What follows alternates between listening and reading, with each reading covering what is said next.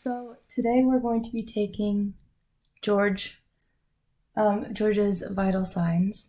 So I'm going to start with his pulse, and what you're going to want to do, it's his radial pulse. So you're going to take his wrist, and you're going to want to find where you can feel his pulse right here. And then once you feel it, you'll have a watch or a clock, and you're going to record it for a minute.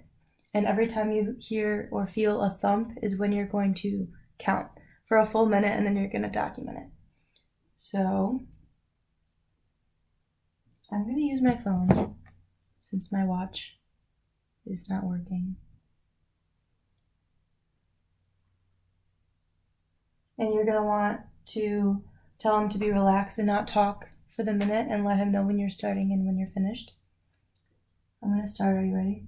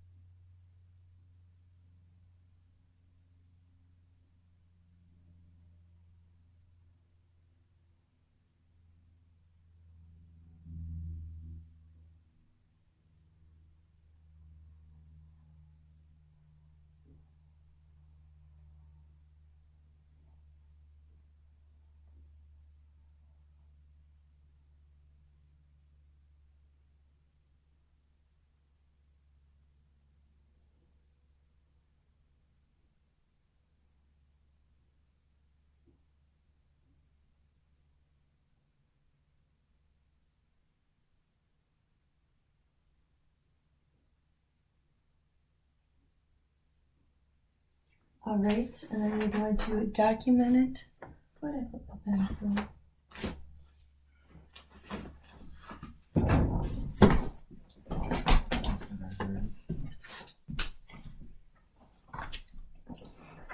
And his pulse was 86, and the normal range is 60 to 100, so if it's in between that, that's completely fine. And then we're going to take his respirations, but when you count his respirations, you're not going to tell him. So what you can do is he should either be sitting or laying down, and what I have found easiest, stay sitting. What I have found easiest is you're going to tell them you're taking your pulse again, just to make sure it's accurate, and you can have it sitting on their stomach or their chest. So then you feel when their chest is rising or lowering, and then you do the same thing, you record it for a minute and count. So if he's laying down, you can put something light on his stomach, like a piece of paper or an alcohol wipe, just so you can see it instead of putting your hand on it. But I'm going to count, and you're just going to breathe normally. Again, not telling him that you're doing that. Ready?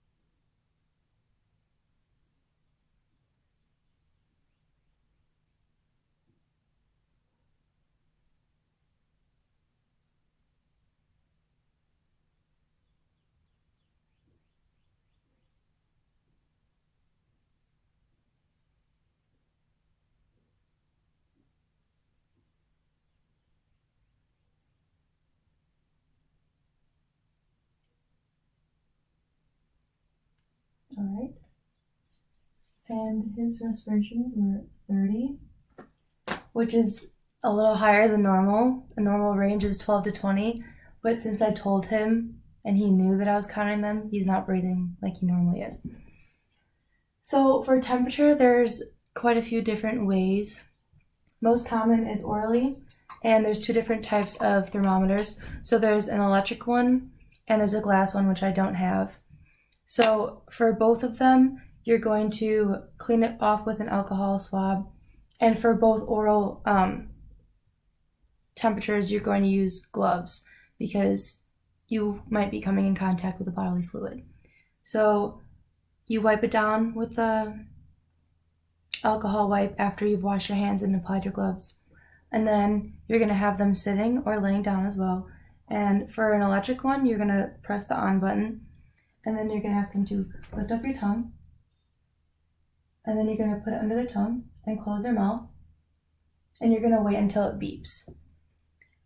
For a glass one, you're going to hold it in their mouth for about 3 minutes, and there's a liquid in it, and if you see that the liquid is around 100 or above 86, you're going to want to shake it out below your hips so the fluid can go all the way down to the bottom until it's at 86, and then you put it in the mouth the same way. So we're just going to wait until it beeps, and then you're going to record the number that is on the screen. Or if it's a glass thermometer, you're going to read where the colored liquid ends and what line it's on, and then you're going to document that number as well.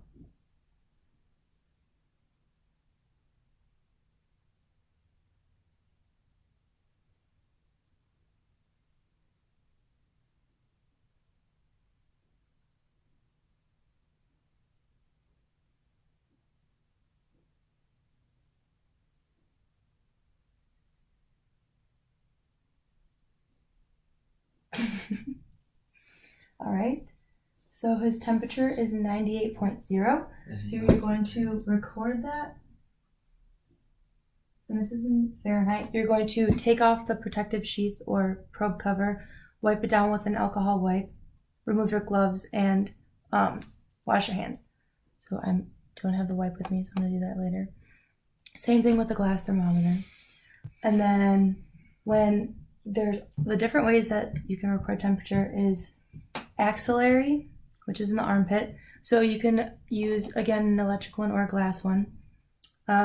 So you're going to wipe it off. And for this one, you're going to make sure that they don't have a shirt on or anything covering their armpit. And you're going to do the same steps. You're going to wipe it off. You're going to put on the probe. You're going to ask them to raise their arm. Yeah, you wouldn't be wearing a shirt. Yeah. Raise their arm up. And then you're going to put it in their armpit, making sure it's not touching anything except for their skin. And then you're going to have them close their armpit and wait 3 minutes. Or for this one, since it's electric, until it beeps. And then, again, you're going to record it, take off the probe, clean it with an alcohol wipe, remove your gloves, and wash your hands. Actually, you're not wearing gloves for this one, so you're just going to wash your hands after cleaning it.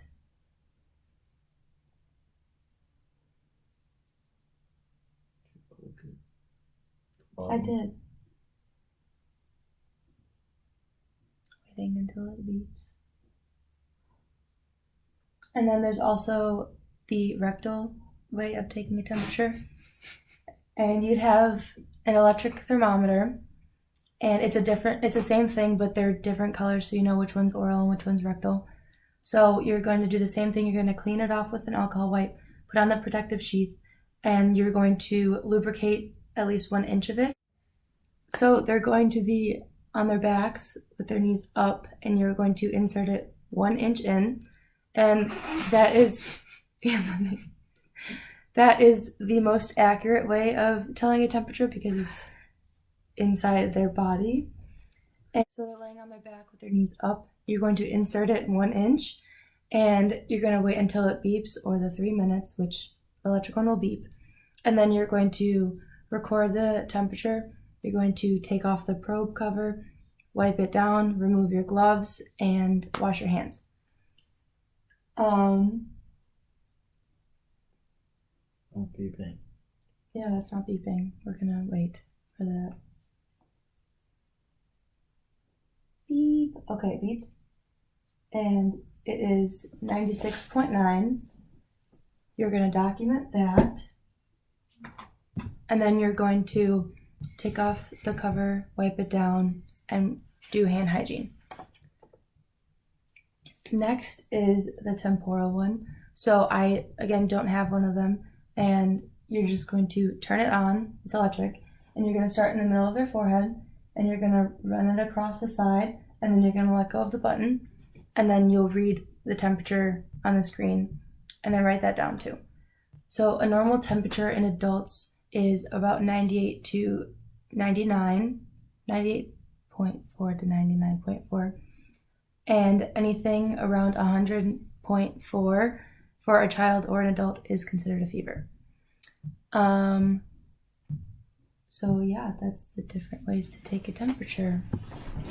So now Sylvia is going to demonstrate back to me to make sure she has proper understanding of how to take a pulse and my respirations. So go ahead and tell me what you're going to do. So, you find the pulse with your 2 fingers, then you set a timer for a minute and then count how many times it pumps between 60 and 100. Correct. And then you put it, don't tell them, put it on their tummy, and then for a minute you see how many times it goes up and down.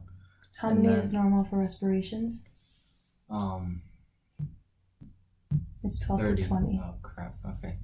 Yeah. And then a fever is 100.4 Fahrenheit. Correct.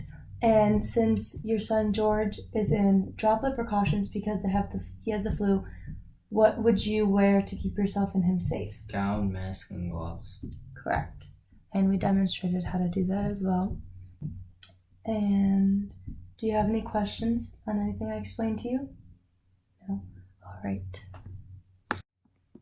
So, what things I would explain to Sylvia about accurate and safe measurements is making sure that she's cleaning everything properly, not only herself and her son, but things around the house, things in his room, if he's staying in one spot, just so things like the bacteria doesn't spread, because if you touch something when you are infected, then that thing you touch could be a fomite, which is it's holding the bacteria, so it's any inanimate object. So if I were to touch this remote when I'm sick and my family member were to touch it, now they have also have the bacteria on their hands. So when disinfecting, if you don't have disinfectant wipes for surfaces, then you can use 1 part bleach and 10 parts water and wipe down the surface as a disinfectant. And for yourself, the best way to stay clean is to wash your hands very often with soap and water for 15 to 20 seconds. And friction is what kills the bacteria, so making sure you're rubbing your hands together, getting in everything, your nails and all of that. And if you're just taking care of him and you don't have time, unless your hands are visibly soiled, you can use hand sanitizer that has the correct amount of alcohol in it. So a flow sheet that you would have to document his vital signs would have, so right now I'm just using the one we have in class. So it has blood pressure, temperature, pulse, and respiration. And then you can write down what time you took them at and the date, so you know when it happened. So you can just write down the temperature all next to the same, all on a line, and make like a chart out of it, like this one. And I'm not gonna show you those because they're actual people's. And then making sure she understands how to write it out. So as I mentioned earlier, a normal temperature is around 98 to 99 in an adult, and a normal pulse is 60 to 100, and a normal respiration rate is 12 to 20. So since George has flu-like symptoms, Sylvia would be treating him as if he was in droplet precaution. So you would be using a mask, gown, and gloves. So I will demonstrate how to use that. So I don't have a mask with me, but you would put on your gown after washing your hands and doing beginning steps. Put on your gown. If it goes over your head, put it on and secure it around the back, tie it, or if it's Velcro. Then you put on your gloves, making sure that it goes over the cuff of the sleeve.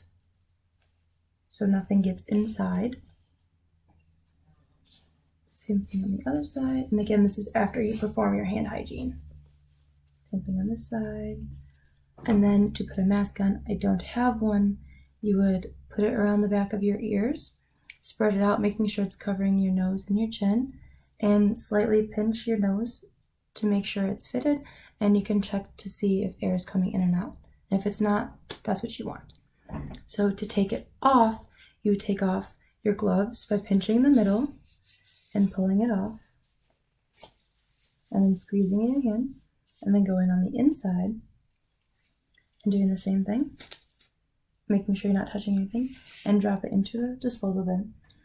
And then for your gown, you're going to want to take it off the back like this, and then like kind of shimmy it forward, touching the inside because that's a clean part, and taking it off without shaking it. And you're going to want to roll it away from your body and keeping it far enough from your clothes so you don't spread it.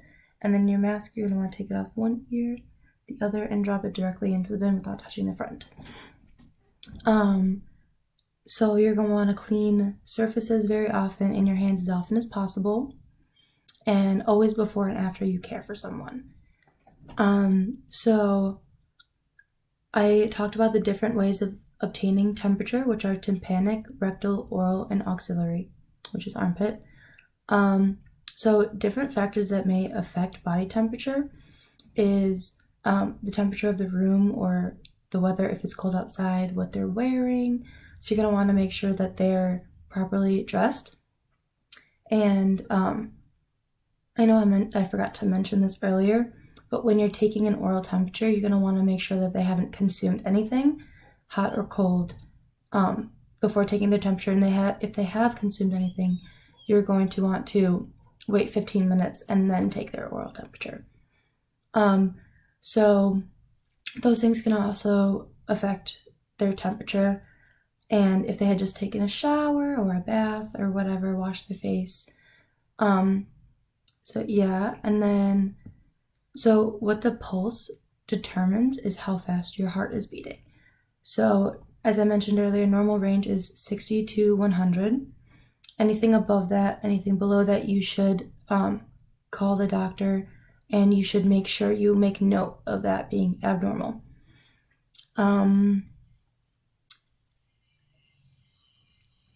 So factors that could affect the pulse is if they had just exercised, or they were just walking, or if they're really anxious or nervous about something, their heart rate could be faster, or if they're extremely relaxed, then their heart rate could be slower. I explained how to find the radial pulse. I demonstrated it, and Sylvia also explained to me how to do it, just so I know she has a proper understanding. And when counting someone's respirations, it's really important to not have them know, because, and an example is when I was doing that on George, I had mentioned it because I was recording it, and his respirations were higher than normal, which is normal is 12 to 20 respirations per minute. And if they're normal for both temperature, pulse and respirations, if they're normal, usually you can count them for 30 seconds and then multiply it by 2 and record that number, which is also per minute. So it's really important to not mention it, because if you know someone's counting your respirations, they're more likely to breathe faster or harder or slower, and it's not going to be normal. So what you should note is if their breathing is faster for a couple seconds and then goes slower.